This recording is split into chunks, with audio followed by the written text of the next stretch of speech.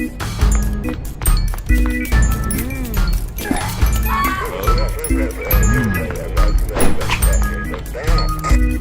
chapter 5, verse 11 to 14, NIV version.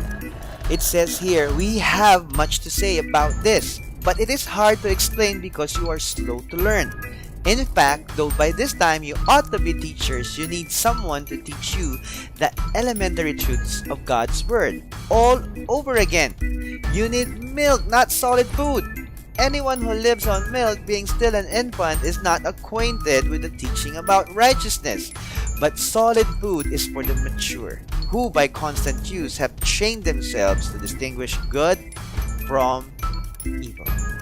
One of the greatest things what agape does to us is we are able to train ourselves and distinguish good from evil.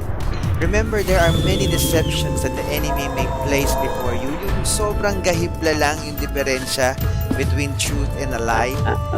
Satan is such a master deceiver that he actually allows us to think and believe that what we are doing is actually right, but it may be actually wrong.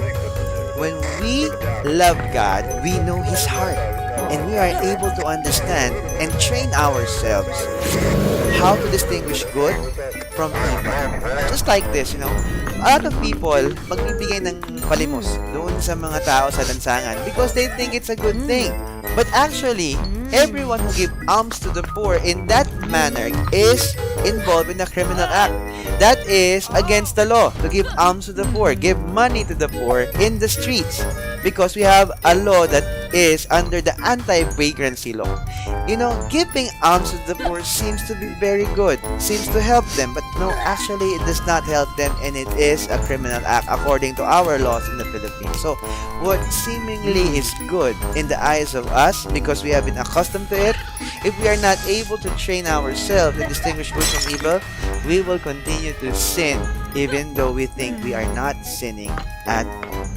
So imagine when you love God, you get to know His heart, you get to perceive what makes Him sad, what makes Him joyful. Then we are able to channel our lives into doing what is good in the eyes of God. Alam niyo po, isa sa mga controversial na ginagawa ng ating kultura ay ang mga anak ginagawang gatasan ng mga magulang.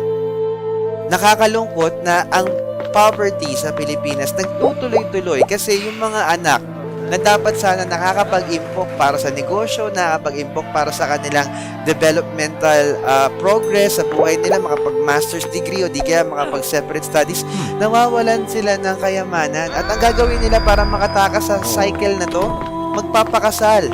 Magkakaroon sila ng asawa para maiwasan lang nila ang pagbibigay sa mga magulang dahil dinidemand sa kanila.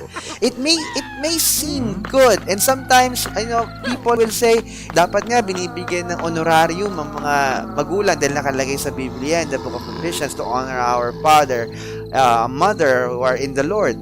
But essentially, it's never written in the Bible that we are obliged as sons or daughters to support our family. In fact, it is the responsibility of our parents to provide for their children's needs. Tayo mga anak, we can give honorariums. We can help support that. If you are living in your home, kasama mo mga magulang mo, dahil maganda talaga magbigay ka because you're eating there, you are sleeping there, especially if you have work.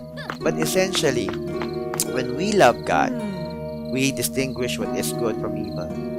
Even if it goes against pop culture. Alam niyo mga kapatid, napaka-importante. There are so many things that God wants you to learn and understand.